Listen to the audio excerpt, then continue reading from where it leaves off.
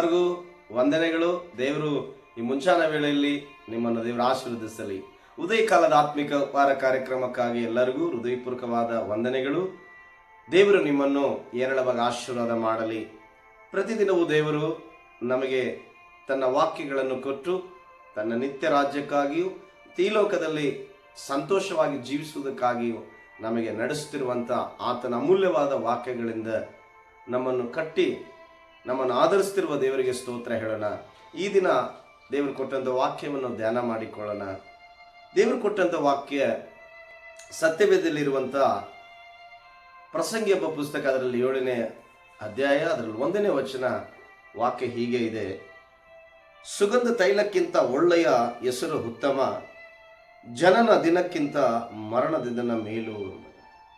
ನೋಡ್ರಿ, ಸುಗಂಧ ತೈಲಕ್ಕಿಂತ ಒಳ್ಳೆಯ ಹೆಸರು ಉತ್ತಮ ಅಂತೆ, ನಮ್ಮ ಜನನ ದಿನಕ್ಕಿಂತ ನಮ್ಮ ಮರಣದ ದಿನ ಬಹಳ ಮೇಲಂತೆ. ದೇವರು ಈ ವಾಕ್ಯ ನಮಗೆ ಕೊಟ್ಟಿರುವುದರಲ್ಲಿ ನಿಜವಾಗ್ಲಿ ಎಂಥ ಅರ್ಥವಾದ ವಿಷಯಗಳು ಇದರಲ್ಲಿ ಉಂಟು. ಯಾಕೆಂದರೆ ಸುಗಂಧ ತೈಲ ಅನ್ನುವಂಥದ್ದು ಯಾವುದೇ ತೈಲವಾಗಿದ್ದರೂ ಕೂಡ ಅದು ನಾವು ಅದನ್ನು ಹಚ್ಚಿಕೊಂಡು ಇಲ್ಲ ಬೇರೆ ಯಾವುದೋ ವಿಧದ ಉಪಯೋಗಿಸಿ ಕೂಡ ಅದನ್ನು 1 ದಿನದ 2 ದಿನದಲ್ಲಿ ಅದರಗಿರುವಂಥ ಸುಗಂಧವನ್ನು ಅದು ಕಳ್ಕೊಳ್ಳೋದಕ್ಕೆ ಸಾಧ್ಯ ಉಂಟು. ಆದರೆ ಒಳ್ಳೆ ಹೆಸರು ಅನ್ನುವಂಥದ್ದು ನಿಜವಾಗ್ಲಿ ನಾನು ಹೇಳುತ್ತೇನೆ, ತಲೆಮಾರುಗಳವರೆಗೂ ಕೂಡ ನಿಂತುಕೊಳ್ಳುವಂಥದ್ದು ಒಳ್ಳೆಯ ಹೆಸರು. ಅದಕ್ಕಾಗಿ ಸುಗಂಧದ ತೈಲಕ್ಕಿಂತ, ಘಮಘಮಿಸುವಂಥ ತೈಲಕ್ಕಿಂತ, ಪರಿಮಳಿಸುವಂಥ ಆ ವಾಸನೆಗಿಂತ ಒಳ್ಳೆಯ ಹೆಸರೆಂಬ ವಾಸನೆ ಬಹಳ ಒಳ್ಳೆಯದೆಂಬುದಾಗಿ ನೋಡಿ. ಮನುಷ್ಯನು ಹುಟ್ಟಿ ಬದುಕಿ ಲೋಕದಲ್ಲಿ ಎಷ್ಟು ವರ್ಷ ಬಾಳಿದನೆಂಬುದಲ್ಲ, ಆ ಎಷ್ಟು ವರ್ಷ ಬಾಳಿದರೂ ಕೂಡ ಆ ದಿನಗಳು ಆತನಿಗೆ ಅಷ್ಟೊಂದು ಸಂತೋಷವಾಗಿಯೂ ಕಷ್ಟಕರವಾಗಿರ್ಬೋದು. ಆದರೆ ಆತನು ಸತ್ತ ಮೇಲೆ ಆತನ ದಿನಗಳು ಆತನು ಮೇಲೆ ಎಂಬುದಾಗಿ ಹೇಳಲಿಕ್ಕೆ ಸಾಧ್ಯ ಉಂಟು. ಯಾಕೆಂತಂದರೆ ನಿಜವಾಗ್ಲಿ ನಾನು ಹೇಳ್ತೇನೆ, ಒಳ್ಳೆಯ ಹೆಸರನ್ನು ಹೊಂದಿಕೊಳ್ಳುವಂಥದ್ದು ಸುಮ್ಮನೆ ಅಲ್ಲ.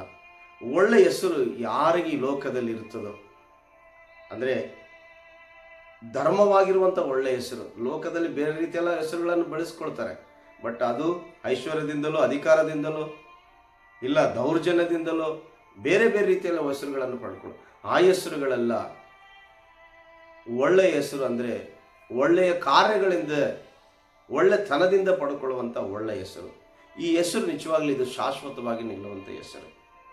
ಇದು ಇಲ್ಲಿ ಮಾತ್ರವಲ್ಲ, ಪರಲೋಕಕ್ಕೆ ಕೂಡ ನಮ್ಮನ್ನು ಕರೆದುಕೊಂಡು ಹೋಗುವಂಥ ಹೆಸರಾಗಿರುವಂಥ ಕಾರ್ಯವಾಗಿದೆ. ಆ ಕಾರಣದಿಂದ ಈ ಲೋಕದಲ್ಲಿ ನಾವು ಒಬ್ಬ ವ್ಯಕ್ತಿ ನಾವು ನೋಡ್ತೀವಿ, ಪಗಡಾಲ ಪ್ರವೀಣ್ ಅಂತೇಳಿ.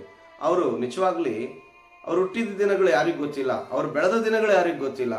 ಕೊನೆಗೆ ಅವರು ಸಾಯುವಾಗ ಸತ್ತ ದಿನಗಳಲ್ಲಿ ಅವರು ಎಂಥವರು ಏನೆಂಬುದಾಗಿ ಅವರ ಹೆಸರು ಇಡೀ ಇವತ್ತು ಪ್ರಪಂಚಕ್ಕೆ ತಿಳಿಯಲಿಕ್ಕೆ ಸಾಧ್ಯವಾಯಿತು. ಕಾರಣ ಅವರು ಮಾಡಿದಂಥ ಒಳ್ಳೆಯ ಕಾರ್ಯಗಳು, ಅವರಿಗೆ ಇರುವುದರಲ್ಲಿ ಇತರರಿಗೆ ಇಡುವಂಥದ್ದು, ಎಷ್ಟೋ ಅನಾದಿ ಮಕ್ಕಳಿಗೆ ದಾನ ಧರ್ಮಗಳಿಂದ ಸಾಕಿ ಸಲ್ಲುವಂಥದ್ದು, ಅವರ ಸಂಪಾದನೆಯಲ್ಲಿ ಎಷ್ಟೋ ಜನರಿಗೆ ದಾನ ಧರ್ಮಗಳನ್ನು ಮಾಡುವಂಥದ್ದು, ಸತ್ಯ ಮಾರ್ಗದಲ್ಲಿ ನಡೆಸುವಂಥ, ಕುಡುಕತನದಿಂದ ಬಿಡಿಸುವಂಥ, ವ್ಯಭಿಚಾರತನದಿಂದ ಬಿಡಿಸು, ಇವೆಲ್ಲ ಕಾರ್ಯಗಳಿಂದ ಅವರು ಮಾಡಿರುವುದರಿಂದ ಇವತ್ತು ಅವರನ್ನು ಒಳ್ಳೆಯ ವ್ಯಕ್ತಿ ಎಂದು ಈ ಲೋಕದಲ್ಲಿ ಅವರ ಹೆಸರು ನಿಲ್ಲಲಿಕ್ಕೆ ಸಾಧ್ಯವಾಯಿತು. ಆ ಕಾರಣದಿಂದ ಸ್ನೇಹಿತರೆ, ಆತ್ಮೀಯರೇ, ಪ್ರಿಯರೇ, ಈ ಲೋಕದಲ್ಲಿ ನಾವು ಏನು ಸಂಪಾದನೆ ಮಾಡಿಟ್ಟರು ಪರವಾಗಿಲ್ಲ, ಮಾಡದಿದ್ರೂ ಪರವಾಗಿಲ್ಲ, ಆದರೆ ಒಳ್ಳೆಯ ಹೆಸರು ಮಾತ್ರ ನಾವು ಕಾಪಾಡಿಕೊಂಡು ಹೋಗೋಣ.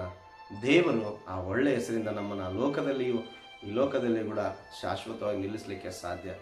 ದೇವರು ನಿಮ್ಮನ್ನು ಆಶೀರ್ವಾದ ಮಾಡಲಿ. ಯಾಕಂದರೆ ನಮ್ಮ ಜನನ ದಿನಕ್ಕಿಂತ ನಮ್ಮ ಮರಣ ದಿನ ಭಾಳ ಅಮೂಲ್ಯವಾಗಿರಬೇಕು.